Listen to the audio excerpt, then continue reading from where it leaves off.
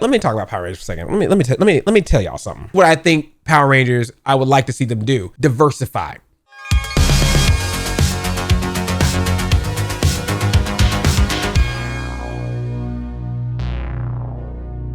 So Power Rangers has had a lot of buzz with its Fortnite collaboration, Reignition Playmates toys, young adult novel, comic book continuations and collaborations.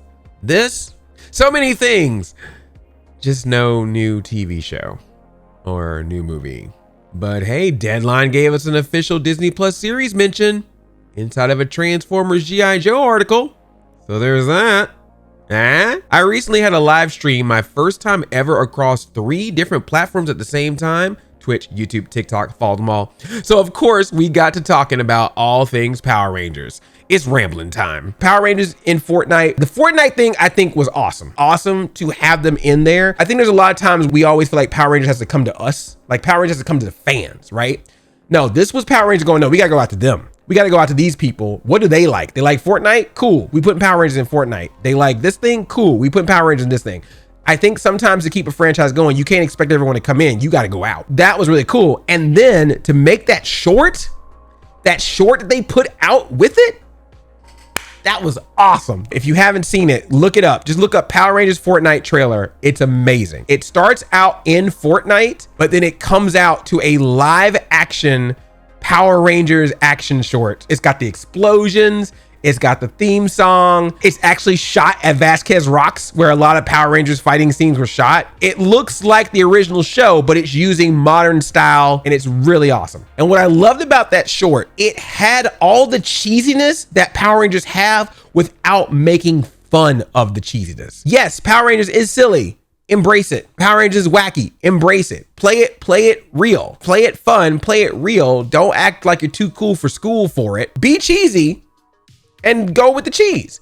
But then if somebody else decides, hey, we want to make something more serious, more like the comics, more like Shattered Grid, then that project can do that. Here's the thing though, because I see it all the time. Mighty Morphin. It's always Mighty Morphin. Let me tell you something. I understand that there are some great seasons of Power Rangers. I'm actually watching Power Rangers with a friend of mine who has never seen Power Rangers past Mighty Morphin season 2. So we're actually doing a watch together and it's been amazing. Heard of that? What's going on? Who is this? Austin St. John is the Gold Ranger. I never knew that. Hey, Pokey, check out the goon in the monkey suit. The goon? What did I miss? They all just were like, we're out? What did I miss? What was this timeline? I know this is probably gonna be hard, but if you can find a friend who has never seen Power Rangers and you know it, or even if you don't know it and you want to watch it together, it is a fun time. It's very interesting to see an outsider, someone who's not in those fan space or the forums or the Reddits or the whatever, and see their response. And that's how you can learn about how certain things are. So we watched season 3 of Mighty Morphin, we watched Alien Rangers, we watched Zeo, Turbo, and now we're in space. Can you guess which one is his favorite so far? I'll let you guess in chat. There are some great seasons of Power Rangers. Here's the thing though, if you weren't there, Mighty Morphin was just not a thing that just showed up and was like, oh, this is popular. Mighty Morphin took over the world. It took over the world. It was everywhere. If you didn't even watch Power Rangers, you still knew who Power Rangers were because of how big a phenomenon it is. It just was everywhere. It was on every toy, every food product. They had a live show. They had everything. Everything was, they were making Power Ranger references in other shows.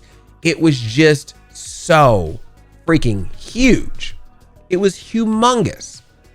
So respect to all of the other Power Rangers seasons. And there are some great ones out there, some beautiful ones out there, but nothing will ever compare to that first drop, dude. It's just from a pop culture perspective.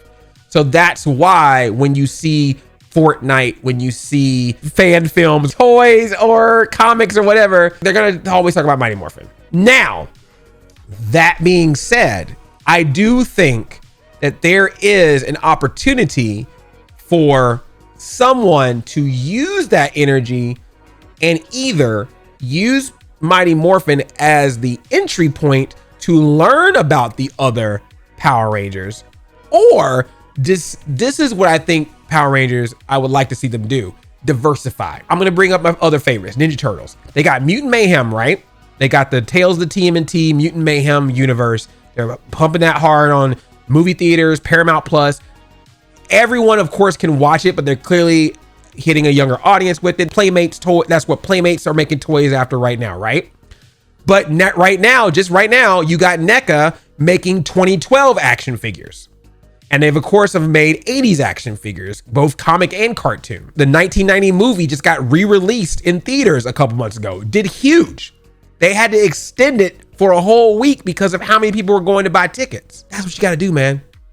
Hit every market. If our franchise has been around for as long as these have been around, you have to figure out how to hit every market. Transformers is great with that. They will always have a Transformers for kids and a Transformers for older audiences all the time, whether it's toys, movies, cartoons, television shows, merchandise. They will always do that, right? Marvel and DC. Marvel right now has everything from Spidey and his amazing friends on Disney Junior to freaking Daredevil and Punisher and Deadpool. They hit every market with something. So I think with Power Rangers, that's what I feel like would be great.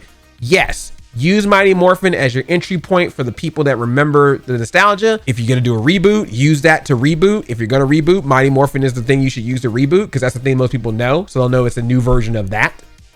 But then you can always have legacy to say, okay, let's make some limited edition stuff because we know we collectors love those limited editions. You do limited edition stuff with some of the other things. When it's another season's anniversary, 10th anniversary, 15th anniversary, 20th anniversry, put something out special for them. Like let's say if Dino Thunder has an anniversary, you put out a Dino Thunder set, the entire set, the entire team, you put that out as a special limited edition thing. You still put out Tommy in stores because you know that's probably one of the most popular ones, but you make that available. If you do like a Power Rangers 90s edition and it's all the teams that came out from the 90s, you do like special 90s style packaging, but then you can put in Turbo in space. Then you can do the same thing for the 2000s, Lightspeed Rescue, Time Force. You don't have to make as much of it because you know you're hitting a very target demographic, but you still can feed them. Because I think the problem, as much as I love Power Rangers, as much as I love them, I feel like they have been always regulated to there's one show.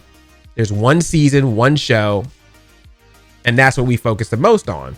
And there's not many times where you have multiple Power Rangers going at once, except, honestly, and I'm not trying to humble brag here, 2017, you had Ninja Steel, the show, you had Power Rangers, the movie, and you had Hyperforce, and you had the comics. And that was probably one of the first times I remember where I was like, man, like every market is being hit right now. That's, I think, the way you have to do it. Any chance of Hyperforce getting a conclusion? How many years has it been? How many companies has it passed through? If they pop up in the comics every now and then, that's great. I know people ask about that all the time. I love doing Hyperforce. It was so much fun. But I don't know if this is the reason, but I think it's been said. The big thing that happened was Hasbro. And it's not to say that Hasbro had anything against Hyperforce. It's just that when we finished Hyperforce, when we did Hyperforce, it was under Saban. Power Rangers was under Saban. By the time we were done, Power Rangers was sold. I think it was after we were done. Power Rangers was sold to Hasbro. And look, if you're a company buying an entire franchise that's been around since 1993, I don't think the first thing on your agenda is, do we bring back the barely new tabletop RPG show? Like, that's not where your head is when you just got the entire franchise. I appreciate the love and I would have loved to done more, but I really think that's what happened.